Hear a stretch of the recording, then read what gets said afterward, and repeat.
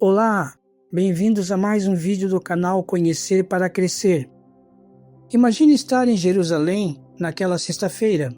O céu escurece em pleno meio-dia, a terra começa a tremer, rochas se partem, o enorme véu do templo rasga de cima para baixo, túmulos se abrem e pessoas que haviam morrido aparecem vivas pelas ruas da cidade. Tudo isso aconteceu exatamente no momento da morte de Jesus. Mas existe um detalhe ainda mais intrigante. Antes de morrer, Jesus gritou: Eli, Eli, lama sabachthani. Uma frase que muitos interpretam como um grito de desespero. Mas será que era isso mesmo? Ou Jesus estava citando uma profecia conhecida pelos sábios judeus? Neste vídeo, vamos analisar esses acontecimentos à luz da Bíblia, no contexto judaico do primeiro século e das principais interpretações teológicas. O grito que intriga o mundo. Os evangelhos de Mateus e Marcos registram que Jesus clamou: Eli, Eli, lama sabachthani, que significa: meu Deus, por que me abandonaste? À primeira vista, parece um grito de derrota, mas existe uma interpretação muito mais profunda.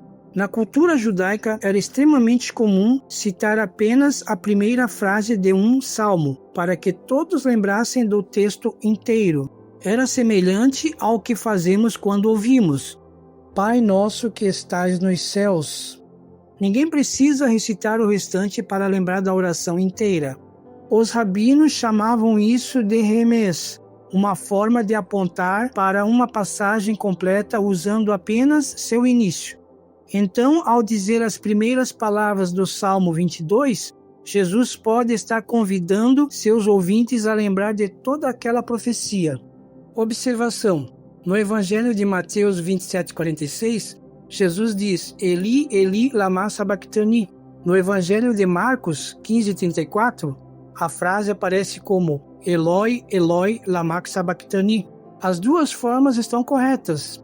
A diferença ocorre porque os evangelhos preservam a expressão em dialetos semíticos, ligeiramente diferentes.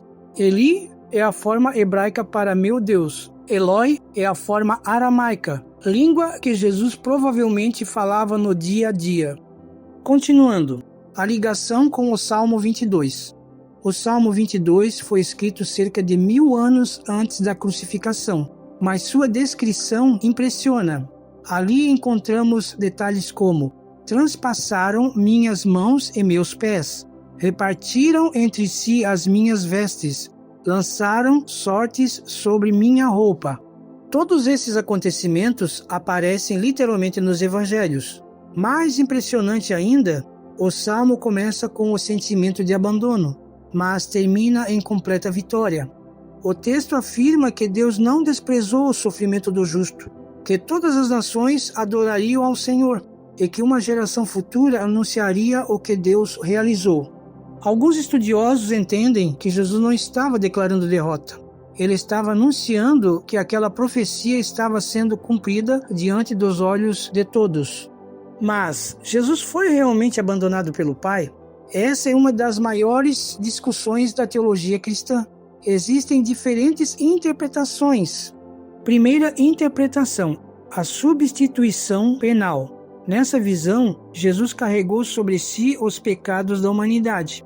Por isso experimentou o peso da separação causada pelo pecado. As passagens frequentemente usadas são Isaías 53, segunda carta aos Coríntios, capítulo 5, versículo 21, e Gálatas 3:13. Segunda interpretação: o Pai nunca abandonou o Filho em essência. Jesus estava experimentando a angústia humana enquanto citava o Salmo 22. Nesse entendimento, o relacionamento dentro da Trindade jamais foi rompido. O abandono seria sentido na experiência humana de Cristo, não uma ruptura da natureza divina.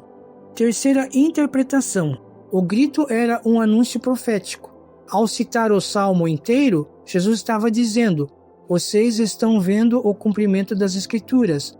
Assim, longe de ser um momento de derrota, era a confirmação de sua identidade messiânica.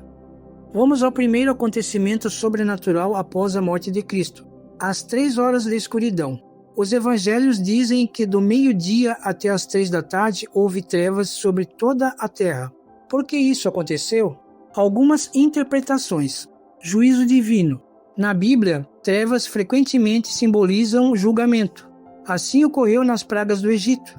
Também aparece nos profetas Joel, Amós e Sofonias. A escuridão representaria o julgamento do pecado humano recaindo sobre Cristo. O luto da criação.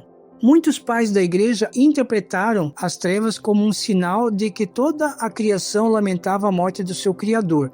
Era como se o próprio universo respondesse ao acontecimento. Um sinal escatológico. Os profetas associavam trevas ao dia do Senhor. Assim, a morte de Cristo inaugura uma nova etapa da história da salvação. Fenômeno natural. Alguns sugerem tempestade de areia, nuvens muito densas ou fenômenos atmosféricos incomuns. Já um eclipse solar não explica o evento, porque a crucificação ocorreu durante a Páscoa judaica, quando tem lua cheia, e eclipses solares acontecem em lua nova. Segundo acontecimento, o terremoto. Mateus registra que a terra tremeu e as rochas se partiram. Na Bíblia e literatura judaica antiga, terremotos normalmente acompanhavam manifestações diretas de Deus. Foi assim no Sinai, na visão de Ezequiel, na ressurreição, no Apocalipse. O tremor mostra que Deus estava intervindo na história. O mundo estava sendo abalado pela morte do Messias. Temos uma teoria de terremoto real. A região da Judéia está sob a falha do Vale do Jordão, onde terremotos acontecem. Alguns geólogos propõem que um terremoto pode ter ocorrido na época. Terceiro acontecimento: as rochas fendidas. O texto afirma que as rochas se partiram. Teorias: se houve um terremoto, rachaduras em rochas seriam consequência natural. Em interpretação simbólica, representam que a criação inteira reage à morte do Messias. Quarto acontecimento: o véu do templo rasgado. Talvez este seja um dos acontecimentos mais ricos em significado. O véu separava o lugar santo do Santo dos Santos.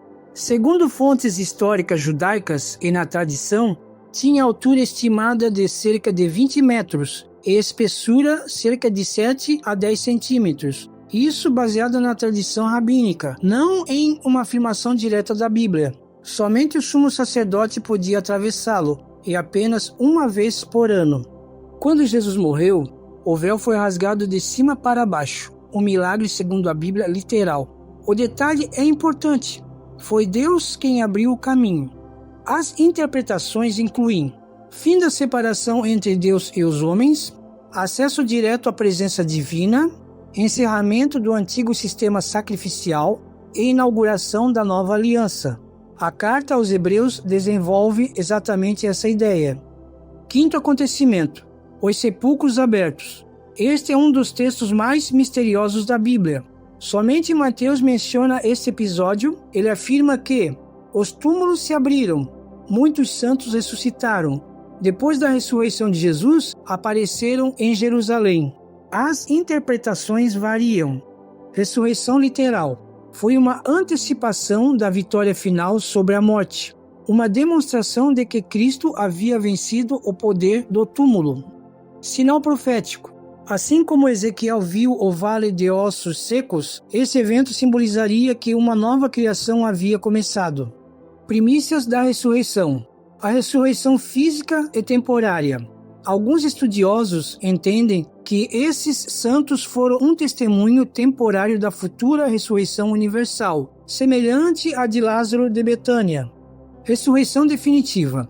Alguns poucos teólogos entendem que esses santos receberam corpos glorificados. Entretanto, isso gera uma dificuldade, porque Paulo de Tarso afirma que Jesus de Nazaré é as primícias dos que dormem, como está registrado na primeira carta aos Coríntios capítulo 15. Por isso, essa interpretação é menos aceita. Esses santos não receberam ainda corpos glorificados definitivos, mas serviram como sinal da vitória de Cristo.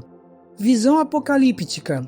Diversos estudiosos entendem que o Evangelho de Mateus usa linguagem semelhante à leitura apocalíptica para mostrar que a morte de Jesus inaugura a vitória sobre a morte. E esses mortos ressuscitaram antes de Jesus? O texto evidencia dois acontecimentos. Primeira evidência, na morte de Jesus, houve terremoto, os sepulcros foram abertos. Segunda evidência, depois da ressurreição de Jesus, os santos saíram dos sepulcros e apareceram para muitas pessoas.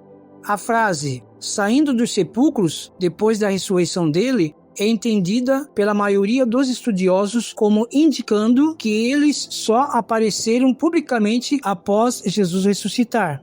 Por isso, muitos intérpretes entendem que Mateus não está dizendo que aqueles santos receberam a ressurreição gloriosa antes de Cristo. Por que Mateus é o único a contar isso? Essa é outra pergunta interessante.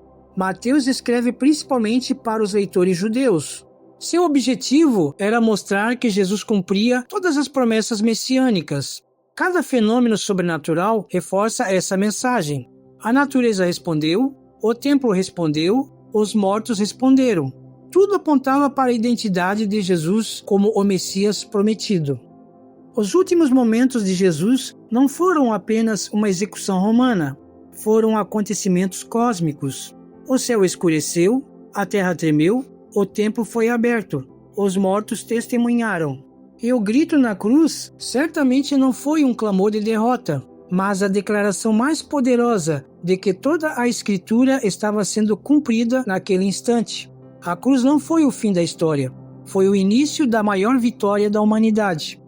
Se este vídeo ajudou você a compreender melhor os acontecimentos da crucificação, deixe seu comentário dizendo qual desses sinais mais chamou a sua atenção. Curta o vídeo e inscreva-se no canal. Até a próxima!